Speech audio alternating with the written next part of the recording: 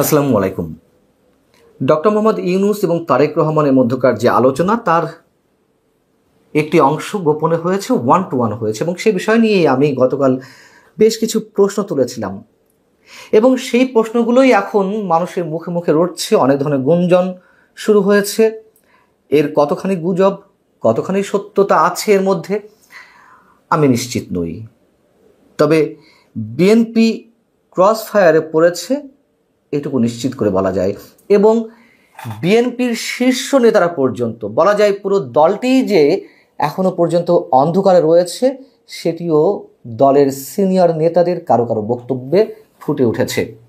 BBC বাংলাকে দলের স্থায়ী কমিটির সদস্য সিনিয়র নেতা ডক্টর খন্দকার মোশাররফ হোসেন তিনি বলছেন যে লন্ডন বৈঠকের বিস্তারিত যখন তারেক রহমান সাহেব আমাদেরকে দলীয় ফোরামে জানাবেন তখন এসব বিষয় নিয়ে করণীয় সম্পর্কে আলোচনা হবে, অর্থাৎ বিএনপির আগামীর পথ চলার পথ নকশা কী হবে সে সম্পর্কে নির্ধারণ করা হবে। আবার তিনিই বলছেন, ডক্টর খন্দকার মোশাররফ হোসেনই বলছেন যে এখনও আমরা বিস্তারিত জানি না, অন্য সব দাবি এখনও বহাল আছে, দলের সভায় সব কিছু নিয়ে আলোচনা হবে। অর্থাৎ যেহেতু নির্বাচন সম্পর্কে কিছুটা বলা হয়েছে, সেটিও রহস্যময় যে যদি বিচার সংস্কারের যাবতীয় সব কিছুর প্রস্তুতি সম্পন্ন করা যায় তাহলে ফেব্রুয়ারির দিকে নির্বাচন। বোঝা যাচ্ছে যে পুরো দলটাই অন্ধকারের মধ্যে রয়েছে। আবার তিনিই বলছেন যে এ নিয়ে দুশ্চিন্তা কিছু নেই, যা কিছু দুশ্চিন্তার ছিল তা সব কেটে গেছে, ফলে সুষ্ঠু রাজনৈতিক পরিবেশ নিশ্চিত হয়েছে। কীভাবে নিশ্চিত হলো, তিনি কীভাবে জানলেন? সংবাদ সম্মেলনে সরকারের প্রতিনিধি এবং বিএনপির প্রতিনিধি যা বলেছেন আমরা সেটুকুর উপরেই সব কিছু নির্ভর করে থাকব? নিশ্চয়ই না। সেই জায়গা থেকেই যে প্রশ্নগুলো আমি তুলেছিলাম 13ই জুন রাতেই বৈঠকের পরে, সেইগুলোই এখন রাজনৈতিক দলগুলোর মধ্যেও প্রশ্ন আকারে উঠছে, গুঞ্জন আকারে ছড়াচ্ছে। যেমন বিপ্লবী ওয়ার্কার্স পার্টির সাধারণ সম্পাদক সাইফুল হক তিনিও গণমাধ্যমকে বলেছেন, বিবিসিকে বলছেন যে পর্দার আড়ালে এমন কিছু নেগোসিয়েশন হয়েছে যাতে বিএনপিকে কিছু ছাড় দিতে হয়েছে।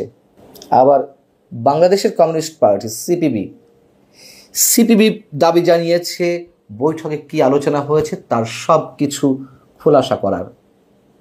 যে কানাঘুষাগুলো চলছে সামাজিক যোগাযোগ মাধ্যমে, নানান ধরনের কথাবার্তা তো চলছে, তার কিছু বিষয় যদি আপনাদের সামনে তুলে ধরি এবং এগুলো আমরা গুজব আকারে উড়িয়ে দিতে পারি না, আবার সত্য হিসেবে, সম্পূর্ণ সত্য হিসেবে অবশ্যই ধরে নিতে চাই না এখনো পর্যন্ত, তারপরেও বিষয়গুলো আলোচনা আসছে। যেমন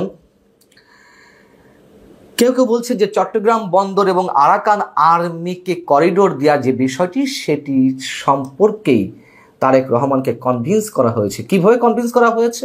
বলা হচ্ছে যে যা গেজ করা হচ্ছে, মানুষের যে পারসেপশন, বলা হচ্ছে যে নিকট ভবিষ্যতে বিএনপি ক্ষমতায় এলে জনগণের তরফে এর দায় যেন বিএনপির উপর না বর্তায়, এজন্যই ডক্টর মোহাম্মদ ইউনূস সরকার এগুলো করে দিতে চায়, বা পশ্চিমাদের হাতে বন্দর পরিচালনার দায়িত্ব দিতে চায় বা বন্দর ইজারা দিতে চায়, এবং আরাকান আর্মিকে করিডোর দিয়ে যুক্তরাষ্ট্রের যে এজেন্ডাগুলো রয়েছে সেগুলো বাস্তবায়ন করা হবে। এবং একই সঙ্গে আওয়ামী লীগের অংশগ্রহণ ছাড়া নির্বাচনে পশ্চিমাদের সমর্থন আদায়টা পানির মতো সহজ হবে, যেহেতু পশ্চিমাদের এজেন্ডা বাস্তবায়ন করা হচ্ছে, এবং আওয়ামী লীগ ছাড়া যে নির্বাচন হবে তাতে তাদের পূর্ণ সমর্থন পাওয়া যাবে, এবং এই বিষয়গুলো টনিকের মতো কাজ করবে পশ্চিমাদের পক্ষ থেকে, এমনটাই নাকি বোঝানো হয়েছে। আরও যেটি বলা হচ্ছে যে প্রকাশ্যে জনাব তারেক রহমান এবং ডক্টর মোহাম্মদ ইউনূসের মধ্যে নির্বাচন নিয়ে কথা হলেও প্রকৃতপক্ষে ডক্টর মোহাম্মদ ইউনূস সাহেব নির্বাচন দিতে চান 2026 জুনে গিয়েই। তিনি এপ্রিলে বলেছেন জাতির উদ্দেশ্যে ভাষণে, তার আরও 2 মাস পর হয়তো জুনে নির্বাচন দেবেন। যদিও অনেকে বলেন যে নির্বাচন আদৌ এই সরকারের অধীনে হবে কিনা তা নিয়ে যথেষ্ট সন্দেহ রয়েছে।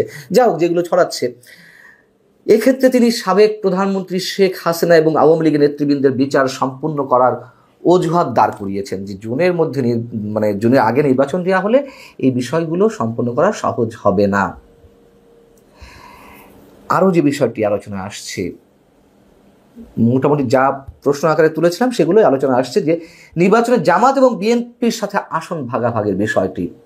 তাতে কি বলা হচ্ছে যে বিএনপিকে 165টি আসন দেওয়ার প্রস্তাব দেওয়া হয়েছে, বাকি 135টি আসন জামাত, এনসিপি মানে ন্যাশনাল সিটিজেন পার্টি এবং অন্যান্য শরিক দল সহ যারা মোর্চার মধ্যে রয়েছে তারা 135টি। আর এ কারণেই মোটামুটি দর কষাকষি করতে ডক্টর মোহাম্মদ ইউনূস লন্ডন সফরে গিয়েছিলেন। আবার কেউ কেউ বলছেন যে ডক্টর ইউনূসের সাথে তারেক রহমানের আলোচনা শুধুই কালক্ষেপণ ছাড়া আর কিছুই নয়। ভেতরে জামাত, এনসিপি এবং উগ্র মৌলবাদী চক্রের সম্মিলিত পরিকল্পনায় ছক কষা হচ্ছে এক ভয়ঙ্কর খেলা খেলার জন্য।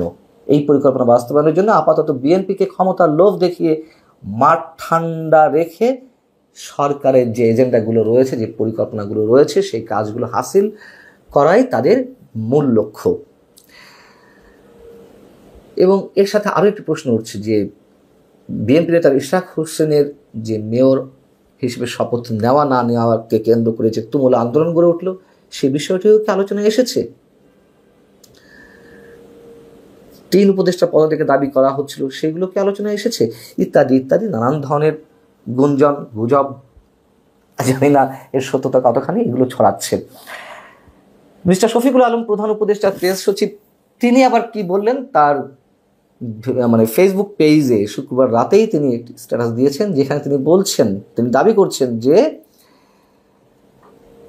বিএনপির ভারপ্রাপ্ত চেয়ারম্যান তারেক রহমান এবং ডক্টর মোহাম্মদ ইউনূসের মধ্যকার যে ঐতিহাসিক বৈঠকটি অনুষ্ঠিত হয়েছে তা ষড়যন্ত্রকারীদের জন্য কফিনে শেষ পেরেক ঠোকা হয়েছে।